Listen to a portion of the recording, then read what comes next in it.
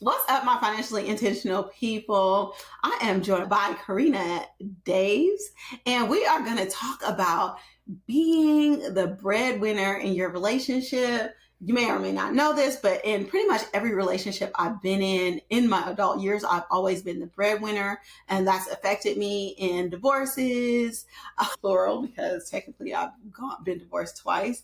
And it's one of those things that is always brought up. And one of those things that's always kind of like, oh, I would never take your money. I would never do this. I understand. But then when it comes all down to it and we're in the courtroom or we have to go back and forth, it always is a point of contention.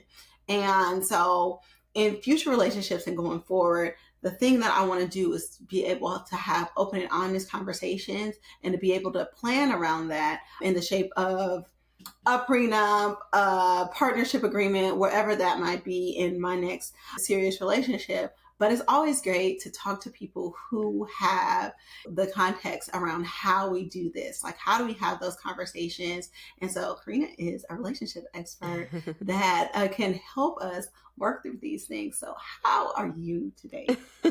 I'm doing so good. And Nasima and I actually had such a great intro conversation just for a couple of minutes. And I literally told her, I like talking to you because I do. And I think it's so interesting when you find other women that have similar stories. It feels like, wow, I just found the gumball I was looking for out of the 100. And it's just this type of connection. I'm so happy we're doing this episode because talking about this subject is one that I talk about only with myself and my partner.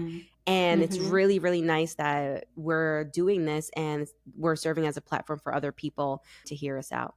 Yeah. Yeah. I think it's an important conversation to have. And it's something that I know so many people don't do. We know that financial issues are the number one thing that lead people to break up. But before we dive into all this, I just want to know like what your background is, how you got into like relationship coaching. Tell us all about that. Okay, here goes.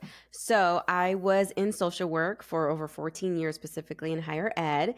And then I was a professor for women and gender studies, teaching women's global leadership for 5 years.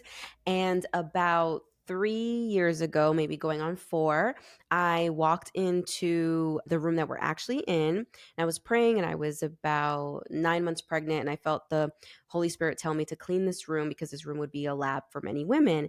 And I was like, that's awkward. I don't know what that means, but I have to be obedient. So I hired a painter, got the room cleaned up, got in like very much like an IKEA kitchen counter, put it on 2 desks. And my husband was like, you love talking, so maybe you should start a podcast. He bought me a podcast mic. And at the time, which we'll get into later, my husband was actually building his race car. He's a race car driver. And I was actually supporting him in his dream because he was the breadwinner. Yeah, this is interesting. Nice. And I had my full-time job and I just started a podcast at the time, just wanting to feature women on how they were balancing all of their relationships and responsibilities. And I wanted other people to hear these stories. And then somebody connected me with a marketing expert. She was like, the way that you talk, like you should do Instagram lives, you should do this. And then I got on Instagram. I hadn't been on for 2 years. And I was like, why are people selling? I thought we were just supposed to show our pictures. Like I had no idea that it had turned into this phenomenon. So then I stopped. And for me, some things I am DIY, but other things like I'm just going to pay for somebody to teach me. So like the fast track. So I pay for somebody to teach me all the marketing things. And through that time, she was like, especially you as a social worker, you guys love focus groups. Maybe you should do a focus group to see if coaching is for you and all this other stuff. And I was like, yeah, maybe. Because as you, and you've known this, as you podcast, you're actually coaching, right? Like you're consulting, you're giving advice. And she was like, you give such amazing advice, especially as a professor. Like you just, the way you put together framework for people in the next steps is ideal for somebody that's struggling with this. And so then I was doing a lot of framework around boundaries and relationships and friendships. And one day I was like, honey, do you want to do a marriage series with me? And he was like, sure. I was like, we've been through a lot. And he was like, sure. So we did a series on marriage for 4 weeks and it just went off. It just took off. Like it just took off. And when I say took off, I only had 500 followers at the time. And so when I say took off, I was looking at the comments as engagement. That's my version of taking off. Yes. And I was like, there's something here. And then Mm-hmm. the rest is history. Now it's been 3 years and I'm here helping women specifically stop arguing with their partners so that they can have more sex. That's me. Oh, that is a killer tagline, honey. I love that. I love that. And I can see why that took off because people are like, that's it. That's what I That's it. need specifically. Yes. But you're a relationship coach. So just like me, I'm a financial expert, right? That means that I have everything figured out. So does that mean that your relationship is perfect? No, we argued yesterday for 40 minutes and it was just like when it's people think that when you have tools and when you argue, it will take less time. And I'm not saying that it will. It might also take the same amount of time, but the energy is different. So like you Yes. ain't cursing each other out or disrespecting each Mm-hmm. other or calling each other by other names that you shouldn't be or saying things Mm-hmm. that you will resent. Our arguments look very different. Like I think we argued yesterday because I came into the kitchen and I was like, "Oh, are you okay?" And my husband was like, "Yeah, I'm fine." And then I walked away and I came back. And sometimes I forget that I asked a question. You know what I mean? And so I was like, "Honey, are you okay?" And he was like, "Yeah, you have to stop asking me." And so then I was like, "Oh." I was like, "Wait, what?" And so then we just went back and forth about how I asked too many times if he was okay. And I was like, I just forgot, like, whatever. And then something actually wasn't okay. So it's so Aw. interesting, right? When I just let my spirit of offense aside and I just became curious, which is what I teach my Mm-hmm. clients. It's the hardest thing to do to become curious and not be offended. But yeah, we still argue. I love it. And that's the whole thing. I'm still learning about money. Like I'm Yeah. still figuring things out, but it's the intentionality behind how I do it that makes all of the difference, right? And I love having this 100%. platform so that I can continue to learn because it's one of those things, it's just not something that you can do one time, just like in a relationship. You're not going to just have this one healing conversation and then your Hmm. relationship is perfect. It's something that you have to repeat over and over. But Yeah. from my standpoint, like, when I'm in a relationship, there's always this weird dynamic where I've been the breadwinner and the conversation about money and how to handle money and oh, I'm not exactly where you're at, but I want this level of respect. There's always like this contention, sometimes more obvious and sometimes more overt, but there's always that thing there. So I wanted to talk through like how you navigate those conversations as they come up. Yeah. And I can't really give you that advice without telling you my personal testimony, like the juicy. Mhm. Everybody wants to know the little bit of a drama. Yeah. So, what happened was that when my husband and I got married, we were broke. Like, we drove back, we didn't have a wedding. We paid like $32 to get married in court. And then I think you pay an extra $4 for the copy of your marriage license, right? Or certificate. And then we didn't have a honeymoon. We went for like a weekend getaway. On the way back, we both looked at our accounts and they were negative. So we were 24, 25-year-olds, just we were actually really broke. Uh-huh. And we decided to get married. And when we were married, my husband Terrence made more money than I did. He Mhm. worked as a master auto technician for Nissan for over a decade. And I was really trying to climb the ladder in higher education to become Mhm. a professor, to become like a director and all those things. And so I remember about 3, 4 years in, we decided to just like side hustle. Like we were the couple that was like paving driveways. Like it was the most horrible job to do. Girl. Yes, I know. Just for an extra $500, $600. We did so many bad jobs. Like I cleaned homes. My husband went and worked at the mall. Then I worked at Pottery Barn at the mall. Like he worked a lot of side jobs. We did a lot of just like side gigs just to stack and save. And about maybe 6, 7 years in, I had a dream. And the dream was more so basically, I saw my salary and it was Mhm. double. It was like maybe even more. It was like triple. And it felt like it. And what I felt like was that my husband Terrence wouldn't have to work or he would be able to retire from the industry. Mhm. Now, I Mhm. don't know if you guys know anybody in the mechanic industry, but it's very difficult on the body. Like you Mm. can be 30 and feel like 50. It's very, Mhm. very bad. And so what ended up happening was I have this dream. I looked at my husband and I was like, listen, I really think you should start preparing on transitioning out. And I really feel like a blessing is going to hit us before we even know it. And I'm just going to stay hustling. But I really do think that you should get a transition plan. And it's not that like your partner's don't like you is that they don't always listen to you. So my husband didn't Mhm. listen to me, which is fine. And I brought it up maybe like we've been married for going on 12 years. So maybe like around year 10, at this Mhm. point, we're still making the same amount of money, right? Mhm. Around year 10, I'm like, I really feel like it's coming. I'm praying about this. I really feel this blessing is coming. Lo and behold, my friend texts me with an opportunity. And she's, do you want to transition to the tech world? And you would be making almost this amount, which is almost double. And I was like, yeah, Ooh. yeah. I was like, I went on the interview a week later, and within 15 minutes, they hired me. They're like, when can you start? And I was like, I run upstairs and I tell my husband, I got the job. What now? And it Mhm. was December, and he was like, all right, I'll do what I can. I'll figure this out.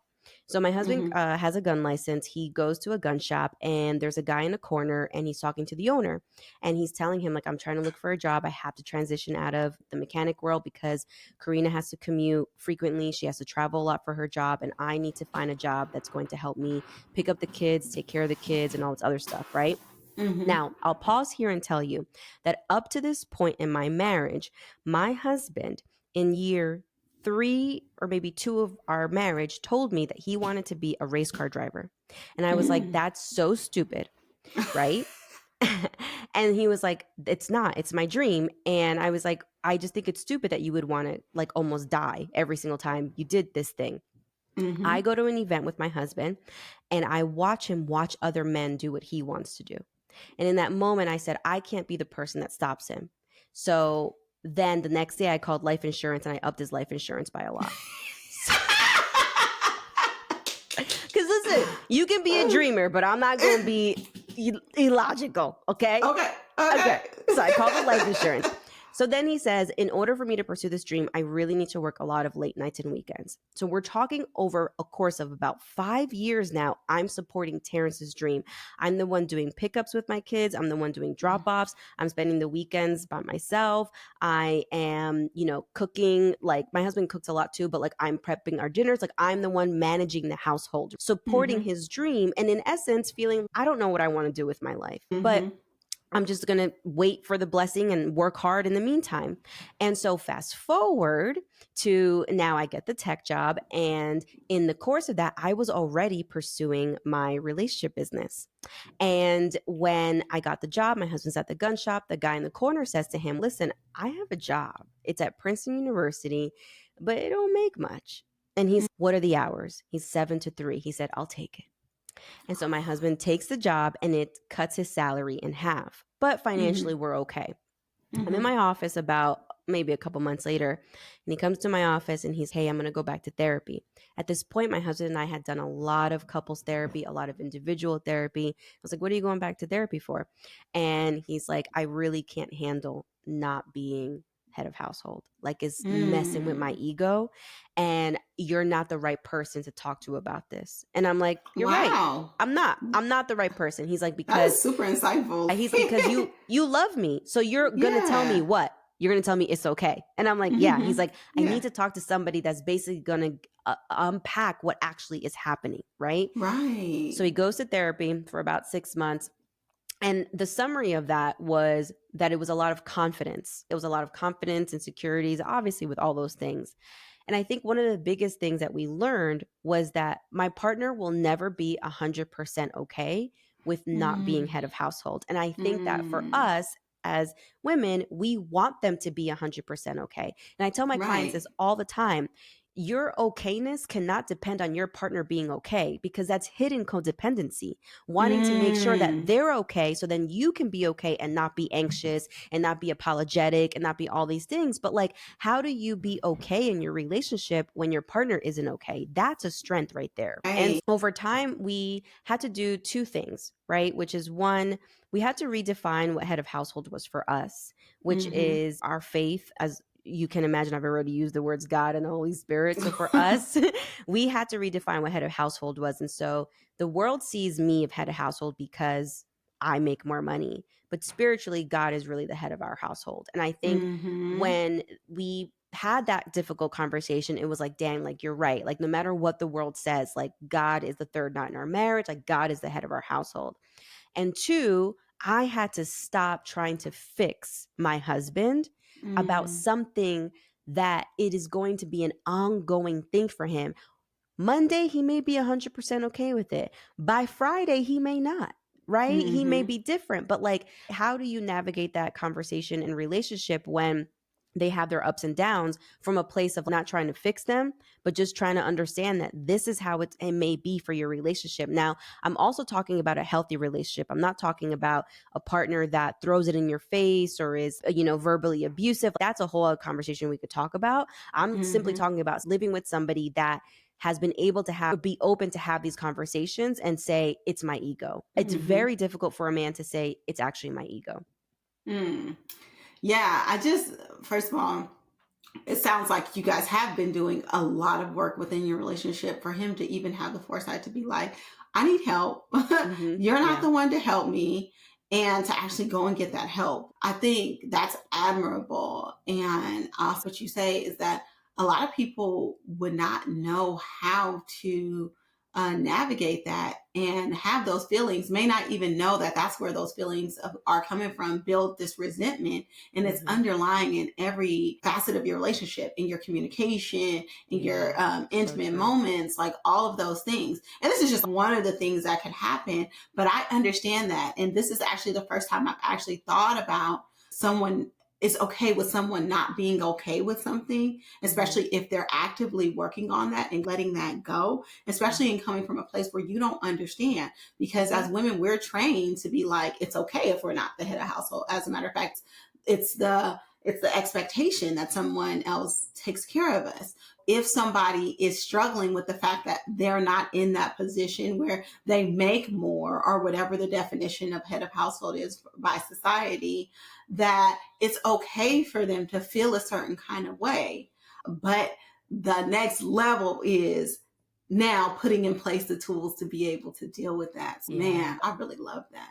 Yeah. Yeah. And I think plenty of times, like, we're nurturers, right? Like, we Yeah. want to fix our partners. And one Yes. of the questions I get, which is completely off topic a lot, is like, how do I get my husband to like remember to do stuff? And I'm like, first of all, there needs to be accountability, right? Because a Mm-hmm. lot of partners are out here saying, how do I get them to change and become somebody that I want them to be? But you knew that they were this way. Can we talk about that for 100%. a second? I'm like, you knew. 100%. Why did you think the house and the kids and the cars would change anything? Right? And so Listen. the first step is the accountability. And then the Mm-hmm. two is the conversation, which I'll get into about money. The third thing that we had to talk about were our money values. And that was really Mm-hmm. important for us, right? Because Mm-hmm. money values switch up. Like, we were broke at 24, just hustling, trying to save for a home. And I think now our money values really have changed to, what do we value, I would say, in the market, saving for our kids, vacationing, things of that nature, right? You really have to talk about money values, or else you'll continue talking about only the bills. And it's boring you'll never have a lot of sex if you only talk about bills. If you want to have sex, talk about your money values, fantasize Yes. about the farm and what you want to go to and what you want to see. Like, you need Mm-hmm. that. And that's how you'll be Yes. able to understand each other. Because remember Miss Cleo, like back in the day, like, they're not Miss Cleo, right? They can't read your mind. Like, they Mm-hmm. don't know that you think spending at Target is not good. Like, you got to Right. talk about your money values and what they are. Mm-hmm. Mm-hmm. Yeah. Yeah. I love that. Call me now. Huh?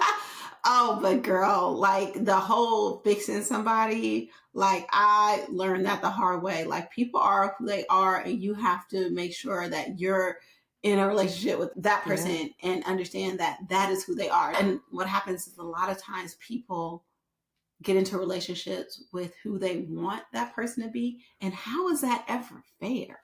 It's not. It's not fair to them. It's not fair to them. And it's interesting because people have asked, like, when do you bring up money conversations when you're dating Mm-hmm. somebody? And I'm like, Mm-hmm. you could bring it up. It's the way you bring it up on the first Yeah. date, right? You don't Mm-hmm. got to say, what's your portfolio like? You don't have to ask it like that, but you could straight up just be like, what are some things that you've definitely been doing with your career and sort of the things that you've been creating? Like, where have you been like investing your time in? That person's going to tell you their hobbies. They're going to tell you what they're Mm-hmm. spending money on. Time is Mm-hmm. money. They'll tell you what they're Mm-hmm. spending their money on. So you'll be able to Mm-hmm. hear that and assess for Mm-hmm. yourself, damn, like, this guy be buying boats every weekend. Like, you'll be able to hear all of that. You'll be able to hear their money values, but we don't ask those questions. Right. We just stay shut. Yeah, I love that. Money conversations, like I said, I just feel like people, again, are uncomfortable talking about money, period. So having those conversations with a partner is just something that is hard and challenging to do, even though, like I said, we know that's the number one cause of breakups, of divorce. But you talked in pre-interview about a post-nup actually coming up in your relationship. And I know you guys got married young and y'all both didn't have anything. So obviously a prenup wasn't something that you had on your mind when you got married, because what you gonna have a prenup for? But actually in talking to the prenup guy, Aaron, the prenup guy, I know that that's not even what a prenup is. And we just have this misconception of what a prenup is. But anyway, for you guys' relationship, you just brought that up in real time. So I'm interested I'm in gonna tell knowing, you. I'm gonna tell you the whole thing. So it wasn't easy. And I'm gonna tell you how I went on it, how I spoke about it. You're right. We didn't have anything when we were young, and we weren't thinking about it. So the year before I got the tech job, or maybe the year I got the job, I can't remember which year, my younger sister was diagnosed with blood cancer. She came and lived with us for 2 years. She is healed, praise God. But we had to dip into our savings during that time to take care of her. During that same period, Terrence became one of the fastest race car drivers in the nation in his league. Like, he has groupies. He's very popular. Like, it's bad. And these are male. Know the IG sis. Yeah. These are male groupies, okay? Like, I go talk another language and people love him. And so he's very popular and he's very good at what he does, because very little race car drivers actually know how to fix their cars, but Terrence does. And so anyways, I say all that to say that up to that point, there was so much support for him. And the last 3 years, there's been a heavier support for my growing business, for my job in tech, and for all of that. Recently, I had a conversation, and I did not choose the right time to talk about it. I chose the first time we were driving. Don't choose to talk about difficult stuff while you're driving. It's just not good. And we were going for a long ride, and I brought it up, and his response was it hurt his feelings, and it made him upset, that I had brought it up, because we're really close, and he only knows about prenups and postnups from a lens that you don't trust the other person. Yes. And so the way we ended that first conversation was like, listen, the conversation's getting heated. It's probably not a good idea to continue talking about it. Let's wait for another time. And I was like, you're right. So about maybe a month ago, I brought it up again. And I was like, here's the thing. And I was like, you have built something really valuable. I was like, everything that you have built is worth thousands and thousands of dollars. And I'm going to just give it to you straight. I can sit here and talk about the mechanics and the mindsets of post-nups. I was like, I'm going to keep it real with you. I really love you. If you were ever to do something that, God forbid, I would not want you to do, I said, a post-nup for me is protecting you from me. And he was like, what do you mean? I was like, because if we ever got to a point where you don't know how divorces go down, Seema just mentioned it, like, you get to the court and you think you're going to be cordial and then things just go sideways, right? And I was like, listen, I love you so much now that I want you to be protected if that ever happens. So I'm protecting you from me, from my future anger, from my future resentment. That's what I think about. I was like, I know you're sitting here thinking that I'm thinking about protecting the business and all this other stuff. And I'm like, listen, the business is the business. You helped me build it in the sense of you were there for me and supporting me. But I'm also thinking about it from protecting you from me and my illogicalness that may come about during that time. And I think that for him was an angle. My husband grew up in Newark, New Jersey. For anybody that knows where Newark, New Jersey is, he's very, let's just call it straightforward. Blend. My husband is very straightforward. And so just imagine him working at a very bougie mall in Williams-Sonoma, and he's the person that greets people and people don't greet him back. He used to follow people in the store. Sir, I said good morning. That's my husband, okay? Do you need anything? Because I said good morning when you walked up. I didn't hear what did you say something? That's my husband. So he's very Love him. straightforward. So sometimes I have to talk to my partner not as I'm a very soft person. Sometimes I have to talk to my husband in the way that he would understand, in the words that he would understand. When Mm-hmm. I said it in that angle, everything shifted for him. He was like, "Oh Mm-hmm. yeah, we should do that." Let's do Because that. Yeah. then he saw the benefit, right? Yes. Sometimes your partner can't see the benefit. Mm-hmm. Yeah, that's Mm-hmm. how that went down. Well, so where are you guys at in that process? That was like about a month ago. I think right Uh-huh. now we're probably just trying to find legal assistance and Mm-hmm. move forward. But I think what's important is getting our heart postures aligned with Mm-hmm. our mind and our hearts aligned with a decision before we move forward. So he was just like, yeah, let's find somebody that can help us with that. So prenouns.com, I'm going to do You're so funny. an unpaid plug for prenouns.com. But yeah, it's in every state. Where is he? He's in Atlanta. But yeah, they have it for pre and post notes for every state there. So if you need Ah. resources, there you go. And it actually has like steps that you can have the conversations about all that kind of stuff. Like he has resources for that. So I'm going to Good. plug him. But you did bring up something that also is very important in relationships, and that's like businesses. Like you guys didn't come into your relationship with your respective businesses. And I think it's super important to know that like your partner owns 50% of your business, whether they put in any Mm-hmm. ounce of effort into that business at all. And that's another element that a lot of people don't understand. I have a good friend who had a real estate business. Her husband had a minimal role in it, but when it came down to their divorce, it was contentious about this business. Like she had to fight tooth and nail for her to retain her business, which is her under her name and everything, but almost having to dissolve her business just because it was part of their divorce. Wow. And so this is something that a lot of people don't think about or talk about, and something that like when we think about things like prenups, it's something that it helps you work through the possibility of that happening and Mm-hmm. being able to talk through like how you would navigate that. And it's also the only opportunity for you to set that up so that you can define what you want to happen in your businesses if you were to separate. Because if you go to most states, and by the way, if you don't have a prenup that you have yourself created, you have one, but it's the one that the state created. But they're the only language, like for most states around businesses, is that it's 50-50 and you guys split it how you want to split it. You guys split it 50-50. Like you're going to have to pay out whatever. So it's your only way to establish like, this is how I want to take my business out of this relationship. Yeah, I like that. I'm glad that you brought that up because he has his own big old brand over here. You have your own brand over here. And a lot of times people just don't think about it. Yeah. It's true. And I think the other thing I had brought up, which is very different about my situation, is that we have 4 kids, but 2 of them are my stepdaughters. And I love them. And I think that's what I also brought up in the conversation. I was like, listen, you don't want our, God forbid, divorce affecting what we've built for all these kids, right? And as a dad, like I recommend that you protect that, right?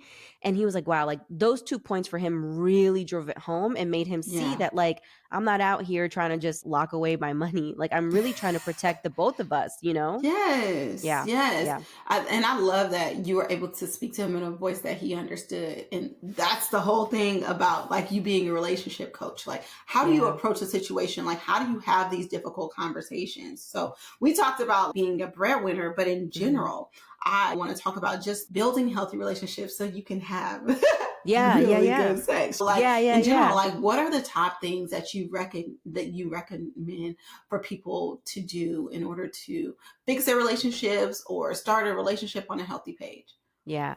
So here's the thing. I totally understand that it takes 2. And I know that it takes your partner to also semi be on board with the work that you're doing. So I recognize that. However, it doesn't necessarily have to start with two. So it takes two, Mm-hmm. yes, to finish, but it doesn't mean that it has to start with two, right? Just like we're role models at work or with our children, we are also role models with our partners. And so what I always tell a lot of my clients, and suggestions for anybody listening, is that most of us can sit in a space of they don't care about me.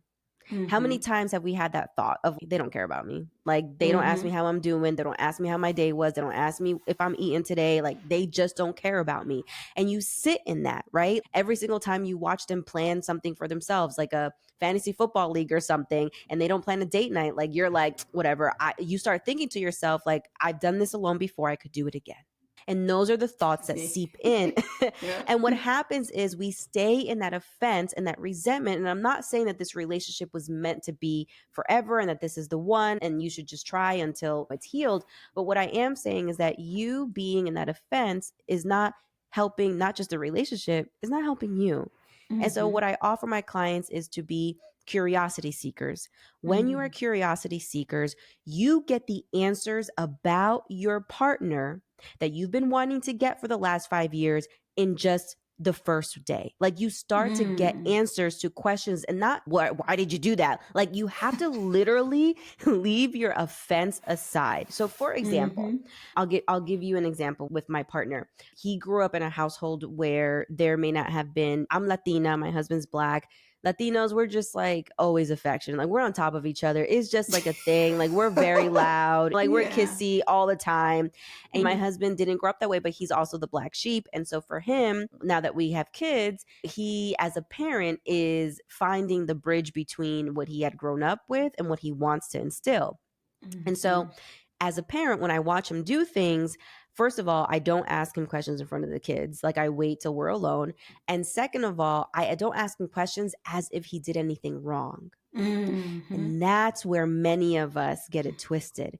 When your partner knows you, you'd be like, I wasn't mean. I'm not upset, but you know that you were. 100%. Like, you know that 100%. you were. Yes, So, like, yes, yes. Uh-huh. your partner is smart enough to know your tone. So, for Mm-hmm. example, I can say something like, "Oh, my baby's name, one of the big baby's name is TJ," and I can be like, "Oh, so what was that interaction with TJ about? Like, how did that go? How did that come about?" Maybe I walked into halfway the conversation, and Mm-hmm. he will start explaining it to me. "Oh, TJ said that Levi hit him, and then this happened," and I would say, "Oh, no, that's crazy. Yeah, yeah, yeah." I was like, "TJ, I think sometimes thinks that we don't give him the benefit of doubt. Do you think we give him the benefit of doubt?" You see how I'm not just Mm-hmm. saying TJ feels like you don't give him the benefit of doubt, and so then he acts up. Instead, I Mm-hmm. said TJ feels like we don't give him the benefit of doubt, so the household doesn't give him the benefit of doubt. How do you Mm-hmm. feel about that? What do you think? Do you think we do? And it's Mm-hmm. more of a team Yeah. than me versus you. There's so many ways that conversations can go when you just become a curiosity seeker versus stay in your offense. Mm-hmm. Yeah, I love that. Curiosity seeker. And then, girl, you hit the nail on the head talking about that tone. Because I'm like, I'm not I did, upset. and I you just know want you to did. know right now, You upset. for real. I love this, Nasima. This is so good. I love these questions. No, I know, but I think that's amazing. And I love your approach. It's very practical. I love how you're able to pull from real examples from Yeah. your relationship on how you were able to navigate these conversations because we need that. We need that. And we need someone that we're relatable. Like, Yeah, yeah, I feel yeah. like we already, just like have this conversation. So I'm listening. I'm going to listen to Karina because Karina said to do this. I'm listening to Karina because Karina knows what she's talking about, and that's my girl. Okay. Amen. Yes. And the other thing I want to offer, because I know there's some people listening here and be like, but you don't understand. I'm married to a jerk. I'm married to somebody that's a narcissist. I'm married to somebody that is verbally abusive. I hear you. I hear you. If you've tried all of these taxes and it's not working, I hear you. But you know what? You tried them and they're going to change you. They may not Yeah. change the relationship, right? I always say this to my couples that I coach also, which is listen, you're here to do the work to grow. You are either going to grow together or you are going to grow apart, but you will still grow. And when you start Mm. to focus on the growth rather than having that result of them changing, and rather than having the result of them having to say something back to you because you did this good thing and you followed this framework or whatever, then it gets lost, right? I want you to just focus on your growth and changing you, because something about this relationship messed with you. Something about this relationship messed with your head, messed with your attitude, messed with the decisions that you're making. You feel confused. Something about this relationship stirred something inside of you. And I want to work with you to clear you back up, to bring you back to life, to resurrect the part of you that got lost in all of this junk, right? Because there's something inside of you that's still going to be knocking to do things that you feel like this world is calling you to do. And that's the work that I do, and I love it. Oh my God, I love that. I love that. And I was just having this conversation last night, is that I recognized that I had been caught up in trying to make him understand how I saw things, and that he should see things the same way, and like explaining that. And I was just like, but then the whole point was lost. And I was just like, so I just let it go. Cause he was like, I noticed you changed your stance on this. I was like, because it wasn't effective. And I just started focusing on like the positives. And he was like, okay. I was like, Yeah. I'm glad you noticed. But like Yeah. those kind of things, I think we get caught up in those cycles instead of being caught up in all the positives and the way that you can love and build and grow together. Yeah. And so I just Yeah. love that Oh, you help people walk through that, because amen. I'm definitely gonna be listening, girl, because I need all the help I I can got get. you. We'll work together. Don't worry. Nasima, you know Yes. what I just thought about? I just had a vision Mhm. of like how what you said is so similar to your line of work as well, Mhm. right? Like if Mhm. one way of bringing the baby to life isn't working, you just switch up, Yeah. right? Like you Yeah. figure another alternative way. Yeah. And it's a Yes. moment of immediate need. Like y'all Yes. got to figure it out. That's how your Mhm. relationship is. Y'all got Yes. these 10 minutes to figure this out, or else the love Or is not going else. to be. Yeah, exactly. Yes. Exactly. Yeah. Uh-huh. Yeah, that is, I thank you for for bringing up that correlation, because it is true. Like those pivots are like Pivots. those pivots are everything. We have to think on our toes. And so it's just, yeah, I'm used to being like, okay, this ain't working. Head on, switch up, let's go. I might not even have time to explain it to you, but this is what's going to happen real quick. We'll have Mm-hmm. the conversation afterwards. We'll have the debrief afterwards. But yes, but if people want to work with you, if Mm-hmm. people want to reach out and get your services, how can they get in contact with you? Okay, so I primarily live on Instagram and TikTok. My handle's Mm-hmm. Karina F as in Frank Daves. And if you go to TikTok, just do not get involved with the comments. They're really spicy on TikTok. It's a whole different world there. Okay. People always got something to say, girl, especially TikTok. I be like, oh my God, you It's guys need therapy. different. It's different over there. So you can Yes. go to the link in my bios and just click the link to book a sales call so we could talk about everything that's happened so far in your relationship, what you've tried, and how I can help. You can also go to my website, karinafdaves.com, and you can subscribe to my newsletter called Release Your Relationship, where I basically send you weekly gems on how to release your partner and surrender your partner. And I also have a podcast called Relationships You Understand, where I talk about all of this stuff, being a breadwinner, having difficult conversations, how to talk about your money. I actually recently did an episode that's called How More Money Won't Actually Fix Your Marriage. That's it. Yes. So More money that's where don't you fix can. nothing. Okay? Thank you. Thank you, Nasima. This was Yes. so much fun. It was great. And like I said, it's just like me talking to one of my good friends, because obviously you are now. Yes. But yeah, so many gems, so many takeaways, so many things that I feel like I can implement right away. But yeah, this is something that I have not been able to have the words to have the conversations around. Mm-hmm. And you just take things at face value. Okay, he said, I'm not going to take your money. So then we just leave it like that. But actually being able to have the tools to have those conversations, and to do Yeah. it in a way that they're productive, Mm-hmm. and also being able to tap into things and resources like prenups and all of that kind of stuff that help you create those couple money plans is great. So I really appreciate you. I know people will be tapping in with you, Thank you. and I'm just honored to be able to have met you. So thank Thank you. you. Me too. Me too. Thank you.